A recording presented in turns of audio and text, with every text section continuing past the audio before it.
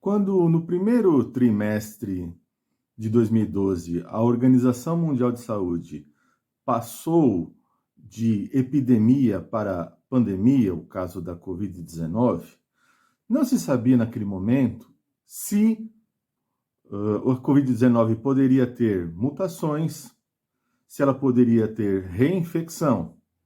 Sabia-se muito bem que era necessário vacina e também não se tinha naquele momento.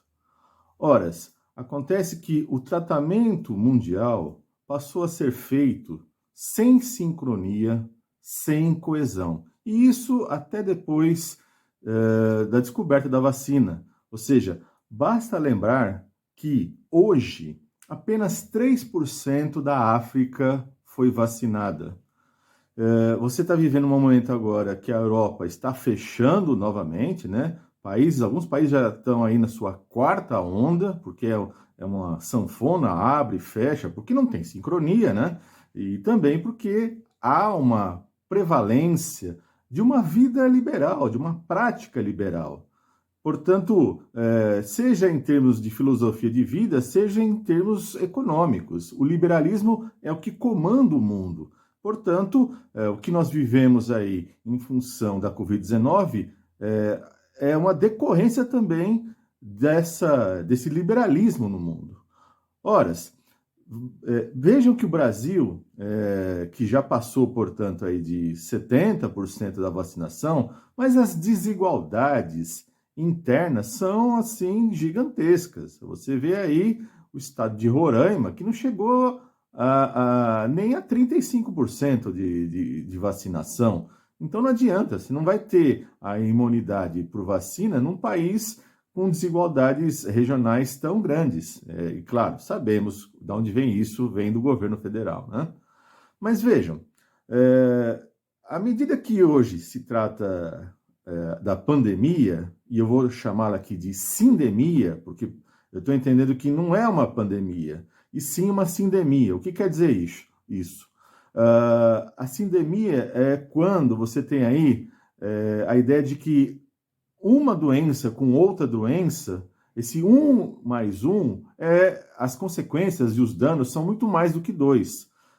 Para explicar, vejam só, em função da Covid-19, muita gente não fez exames rotineiros nesse período, adiou operações, teve gente que desenvolveu síndrome de pânico ou agravou sua síndrome de pânico, depressão, agorafobia, que é também uma decorrência da depressão. Vocês vão ver muito essa doença naquela situação onde a pessoa tem medo de pavor de situações de aglomerações, não quer sair de casa. Além disso, a Covid-19 produziu nas pessoas que ficaram em casa obesidade, ou ao contrário, né? Bulimia, anorexia, gente que perdeu totalmente o apetite. Então, vejam que, e sem contar que aqueles que adquiriram a Covid-19 ficaram aí, ó, teve gente que ficou meses para se recuperar, ficou com sequelas. Então, na verdade, a sindemia aqui tem a ver com os fatores humanos, né? Tem a ver com as classes sociais também, porque mesmo aqueles que estão falando em sindemia, que é uma parte da medicina, né?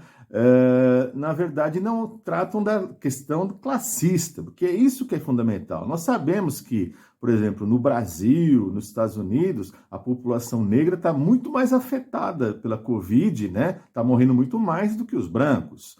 Nós sabemos que os pobres, em ambos os países, inclusive continentes afora, morrem muito mais do que os ricos. Então, essa é o traço dessa sindemia.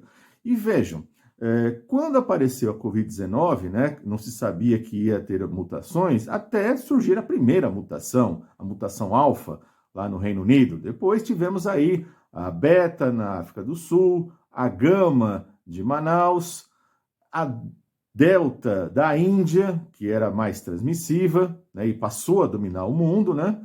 E tivemos também aqui na América do Sul a Lambda, né, que atingiu aí alguns países, veio do Peru, mas chegou até a Argentina, e agora, novamente, ali na África do Sul, a Ômicron. Ou seja, à medida em que você tem essa dissincronia, não tem coesão no tratamento, claro que você vai criando todas as condições para você ter as mutações e cada vez mais, até poder ocorrer um momento de você ter uma mutação que transplante, né, que supere a eficácia das vacinas. Aí a gente literalmente voltaria para a estaca zero. Mas é assim que é o capitalismo, é assim que é tratado as questões de sindemia no capitalismo, ou seja, um tratamento totalmente desigual. Enfatizo, como é que você justifica, em pleno final de 2021, apenas 3% da África ter sido vacinada? Por quê? Porque, do ponto de vista capitalista, é o continente mais pobre, portanto, é aquele que vai sofrer as piores consequências. Não se verifica a quebra das patentes. Claro que, obviamente, os laboratórios têm que se enriquecer e se enriqueceram mais do que já eram, né? Então, você não tem quebra de patentes, você tem o discurso negacionista espalhado aí pelo mundo, né? E aqui é o foco central. Aliás, pode ver, né? Você tem aí, em nome desse negacionismo, colocando, portanto, em risco a própria humanidade e não se faz nada contra o próprio Bolsonaro. O mundo não reage contra o Bolsonaro, né? Então vejo que nesse mercado global, simplesmente, né, o mundo liberal faz com que você tenha aí a liberdade para que as nações, os governos, ajam do jeito que acharem melhor. Ou seja, existe aí uma Organização Mundial da Saúde que simplesmente não impõe, não apita nada. Ou seja, você teria que ter um tratamento via vacinas para o mundo todo e simplesmente há negacionismos, há governos como o nosso que simplesmente não faz da vacinação uma obrigatoriedade e estamos nessa situação. Por isso que essa filosofia de vida, essa política econômica liberal vai manter o vírus para o resto da vida. Sinto muito. Bom, se não for para o resto da vida, vai ser por muitos e muitos anos. E vamos pegar o caso aí tanto do sarampo e da polio, né? Vejam que eram doenças que estavam erradicadas e já começam a voltar no Brasil. Por quê? Porque, em função desse negacionismo, dessa ideia que não tem que tomar vacina, né? Que o Estado não tem que interferir na sua vida, porque esse é um princípio liberal central, né? Qualquer coisa que o Estado faz, ele vai interferir na sua vida, né? Então, portanto, em nome disso, não se toma vacina, e aí o conjunto dessas ações dão uma bola de neve que produz essa situação. Pode perceber que, no caso europeu, à medida que você está fechando vários países de novo, por quê? Porque muita gente não tomou vacina, né?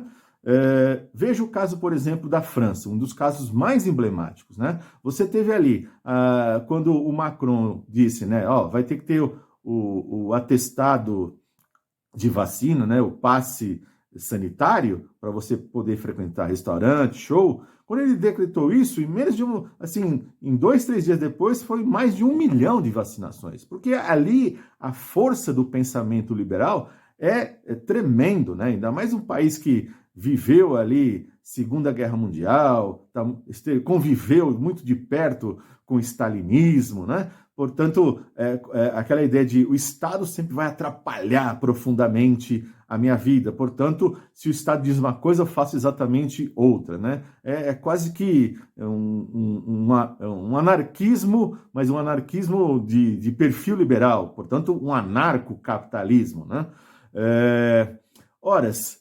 Teve até na França também, né, gente comprando atestado falso, pagando até 500 euros para que mostrasse o atestado. Mas, no fundo, se a pessoa não tomou vacina, ela está sujeita à doença, né? E, obviamente, não só sujeita, o vírus continua, portanto, ali a se proliferar. E não é só na França. É na França, é na Holanda, é na Austrália, é na Grécia, é nos Estados Unidos, ou seja, é mundo afora. Ou seja, você tem o mundo todo nessa situação na qual, globalmente, não há uma solução nesse mundo do capitalismo, nesse mundo de predominância de pensamento liberal em termos de filosofia de vida, né? Laissez-faire, laissez-passer, que le monde vive por lui-mesmo, ou seja, deixar passar, deixar fazer, que o mundo caminha por si mesmo, né? Ou seja, é o suprassumo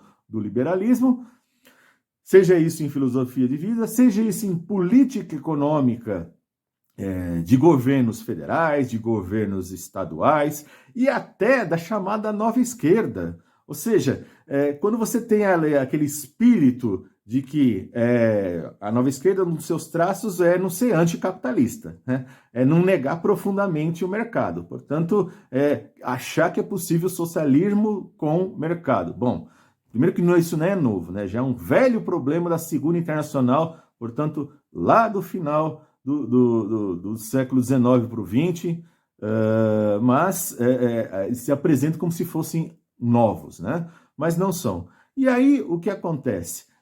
Você tem as práticas desses indivíduos, não aqui no Brasil, porque no Brasil, basicamente, os negacionistas são o pessoal da direita, né? Mas veja, em alguns países da América Latina, como México, Guatemala, nos países europeus, né? Gente que se considera de esquerda, mas é dessa nova esquerda, né? Simplesmente não toma vacina, não está tomando vacina, né? Por quê? Porque acha que aquilo que o Estado diz, eu faço exatamente o contrário, né? O Estado não pode interferir em nada na minha vida, né? Então, vejam que é um conjunto de fatores, por isso que eu digo que é uma sinergia, portanto, com pandemia, dá o quê? Uma sindemia, né? Uma sindemia que nós estamos vivenciando. Portanto, a questão classista é um componente fundamental disso tudo. Horas, eu vou pegar até o exemplo aqui do caso da Nicarágua. Do caso da Nicarágua é o caso do negacionismo. Vejam aí as informações que nós temos aí, estamos aqui apresentando, né? Informações do dia 30 de novembro. Percebam vocês que é uma disparidade tremenda da Nicarágua em relação aos seus países vizinhos, né? E não sou eu meramente pegando esses dados, né? Isso são professores universitários lá, nicaragüenses, ex-combatentes da Frente Sandinista, colocando exatamente isso, que você tem um governo do Ortega que é simplesmente negacionista. Portanto, esse negacionismo, mais não quebra de patentes, mais agir e entender o mercado como se fosse um verdadeiro Deus, né? Ou seja, isso é economia política liberal. Portanto, a ideia de que não tem que fechar radicalmente o mundo de uma só vez, por quê? Porque afetaria bolsas, afetaria negócios, afetaria transportes de matérias-primas para as indústrias, afetaria o comércio mundial, interfere no cacife político de determinados grupos, partidos, candidatos, né? Veja aqui o caso de São Paulo, Dória, né? Que apesar de ser agora candidato a presidente, ele perdeu consideravelmente seu cacife político aqui no estado de São Paulo, exatamente por ter fechado aí a cidade ou o estado em alguns momentos, né? Então, vejam que, portanto, quando se diz que o capitalismo é eficiente, é exatamente o contrário. Não estamos vendo eficácia nenhuma de forma contundente e decisiva para resolver o problema da Covid-19. Se você quer ver um exemplo prático da diferença entre pandemia e sindemia, perceba o seguinte: quando você tem lá a febre aftosa dos bois, 100% do gado brasileiro tem que ser vacinado e é vacinado. Senão, esse gado não vai ser vendido para a Europa e, sobretudo, para a China. Vejam que a China, simplesmente em função de 2 casos localizados, já ficou aí tanto tempo, mais de 3 meses, sem comércio. E simplesmente não tem discussão, não tem negacionismo entre os fazendeiros. Ah, não, o meu gado, o meu rebanho da minha fazenda não vai ser vacinado. Isso não tem discussão. Tem que ser 100%. Não é à toa que no Brasil tem 30 laboratórios de vacinas para os animais e apenas 2 para humanos, né? O Instituto Butantan e a Fiocruz. Denotam aí uma diferença simplesmente marcante. Horas, então, aí sim, esse gado bovino se trata como pandemia, né? Resolve-se de uma forma global e única. Horas, para seres humanos, é na forma de sindemia, ou seja, e não é à toa que você vê tamanha desigualdade social em termos de resolução, de distribuição de vacina, de aplicação de vacina, de abre e fecha de mercados, escolas, comércio, e de forma totalmente desigual e negacionista, como em alguns países, inclusive o nosso, que é tratado essa situação. E não se espantem que nós, provavelmente, e tudo caminha para isso mesmo, a gente vai ter que conviver muitos e muitos anos, com a Covid-19 e com suas respectivas mutações, né? E veja, enquanto essa sindemia não é tratada de frente, atacada de frente, nem vai ser, porque isso é capitalismo, a gente vai estar sempre convivendo aí com a possibilidade de aparecer uma mutação que transpasse, né, vá para além das vacinas, fazendo com que a gente volte à estaca zero. E não se espantem, para vocês entenderem o porquê doses de reforço. Já vamos aí com muita gente tomando a terceira dose. Porque assim, à medida que você vai tendo novas mutações, essas pesquisas e essas vacinas têm que dar conta disso também, né? E veja, como é uma doença nova, vai se aprendendo, vai se descobrindo cientificamente o tempo de duração e a eficácia das vacinas com o próprio processo, né? É só lembrar, né?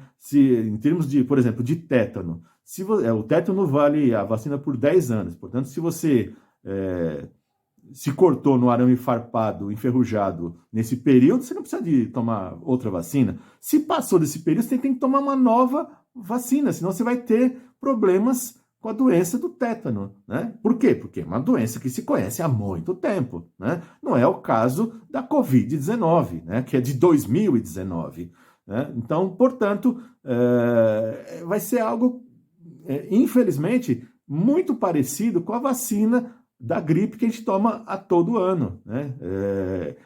A gente tem que acompanhar as discussões científicas nesse sentido.